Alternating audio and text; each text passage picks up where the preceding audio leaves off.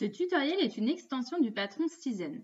C'est un bourgeon qui permet de faire la version longue en laine doublée et qui permet de transformer le col fixe en col amovible et d'ajouter une capuche également amovible. On la monte ensemble, pas à pas. Pour réaliser ce manteau, il vous faudra le patron de Cizen et les mêmes métrages que la veste de base. Pour cette version, j'ai choisi un drap de laine 100% mérinos, ainsi qu'un mélange polyviscose pour la doublure. Vous aurez également besoin de thermocollants, de 9 boutons d'environ 25 mm de diamètre et de 10 boutons pression à anorak de 12 mm. Dans cette extension, nous utiliserons toutes les pièces du patron et nous ajouterons 4 pièces. Nous allons ajouter un pied de colle amovible afin de fixer le grand col ou la capuche au manteau. Pour cela, décalquez les parmentures devant et dos en gardant seulement 5 cm de hauteur.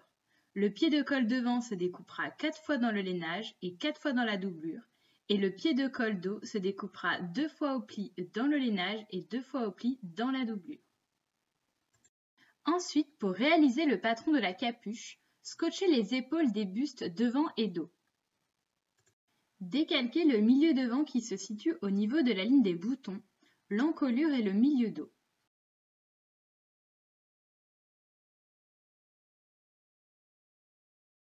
Sur le milieu dos, placez un repère à 40 cm.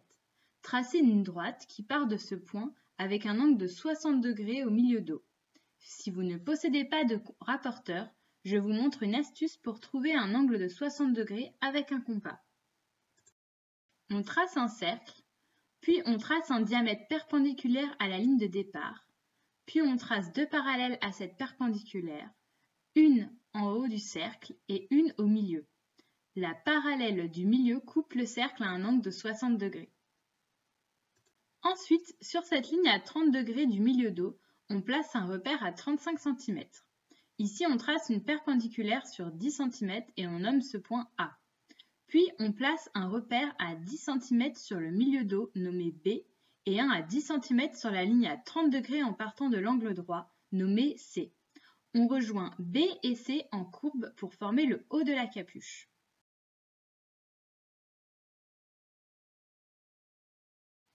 Ensuite, au niveau de l'encolure, on place un repère à 5 cm sur le milieu devant. Puis on trace une perpendiculaire sur 5 cm, on nomme ce point D.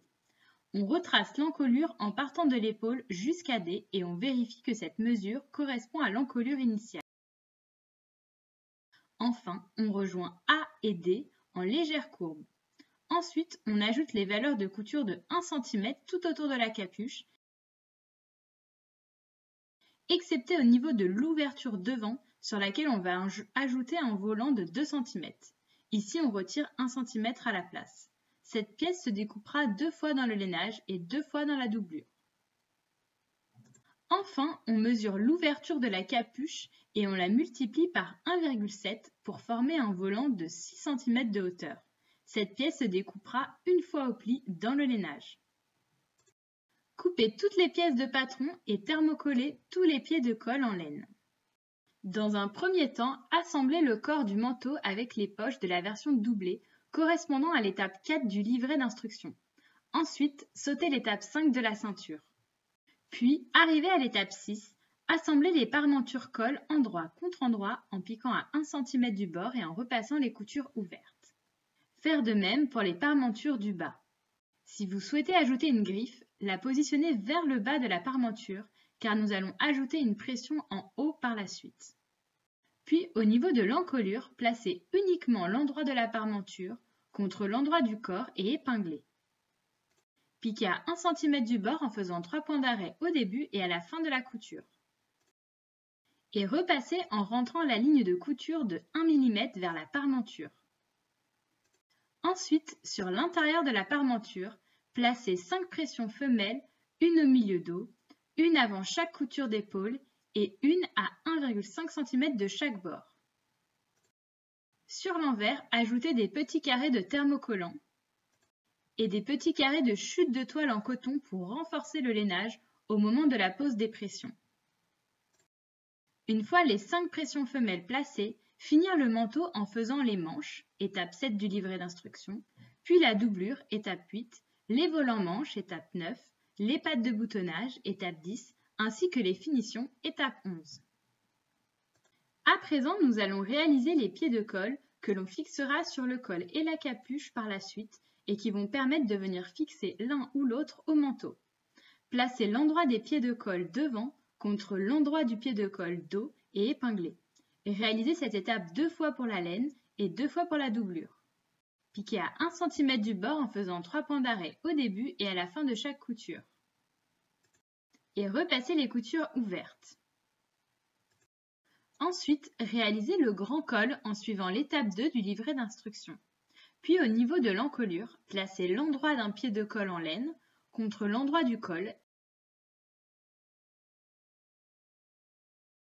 et de l'autre côté, placez l'endroit d'un pied de colle en doublure contre l'endroit du col et épinglez. Attention, les deux bouts de pied de colle doivent dépasser de 1 cm de chaque côté. Piquez tout le tour de l'encolure à 1 cm du bord en commençant par les bords des pieds de colle en angle droit et en faisant 3 points d'arrêt au début et à la fin de la couture. Puis, placez la face en laine du pied de colle contre la parmenture colle, comme pour pouvoir l'assembler, et placez 5 repères sur le pied de colle au niveau des pressions. Thermocollez l'envers et placez un petit bout de toile avant de fixer les 5 pressions mâles. Enfin, pour finir le bas du pied de colle, réalisez un bord à cheval dans la doublure de 4 cm de hauteur et placez l'endroit du bord à cheval contre l'endroit du bas de pied de colle en laine et épinglez. Piquez à 1 cm du bord en faisant 3 points d'arrêt au début et à la fin de la couture. Puis, rabattre à la main le bord à cheval par-dessus le bas du pied de colle en épinglant. Et sur la face doublure, piquez à 7 mm du bord en faisant 3 points d'arrêt au début et à la fin de la couture. On se retrouve donc avec un grand col amovible. Maintenant, nous allons réaliser la capuche. Placez les capuches endroit contre endroit et épinglez. Idem avec la doublure. Piquez les grandes courbes à 1 cm du bord en faisant 3 points d'arrêt au début et à la fin de la couture. Et repassez les coutures ouvertes. Pliez le grand volant de la capuche en deux, envers contre envers en repassant. Sur le bord non plié, piquez 2 fils de fronce de 6 mm de longueur de point. Piquez un premier fil à 6 mm du bord, puis un second à 7 mm du bord, sans faire de point d'arrêt, ni au début, ni à la fin des coutures. Tirez les 2 fils arrière de fronce afin de froncer le volant jusqu'à la longueur du tour d'ouverture de la capuche. Placez l'endroit du volant contre l'endroit de la capuche et épinglez. Piquez un fil de bâti à 7 mm du bord. Puis, placez l'endroit de la doublure par-dessus le volant et épinglez.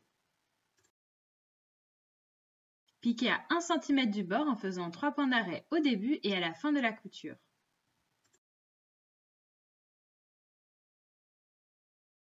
Et repassez les coutures. Ensuite, au niveau de l'encolure, placez l'endroit du second pied de colle en laine contre l'endroit de la capuche en laine. Et de l'autre côté, placez l'endroit du second pied de colle en doublure contre l'endroit de la capuche en doublure et épinglez. Attention, les deux bouts de pied de colle doivent dépasser de 1 cm de chaque côté. Piquez tout le tour de l'encolure à 1 cm du bord en commençant par les bords des pieds de colle en angle droit et en faisant 3 points d'arrêt au début et à la fin de la couture.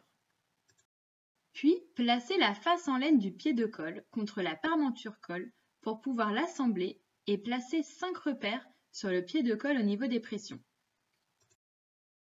Thermocollez l'envers et placez un petit bout de toile avant de fixer les 5 pressions mâles.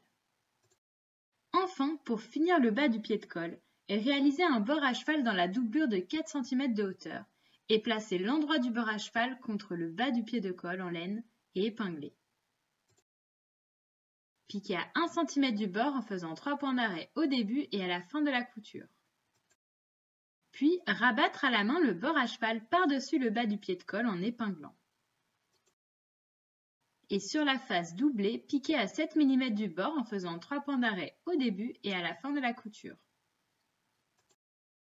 On se retrouve donc avec notre capuche amovible. Et voici la version manteau d'hiver de Season avec sa capuche et son col amovible pour choisir l'un ou l'autre au gré de vos envies. À bientôt!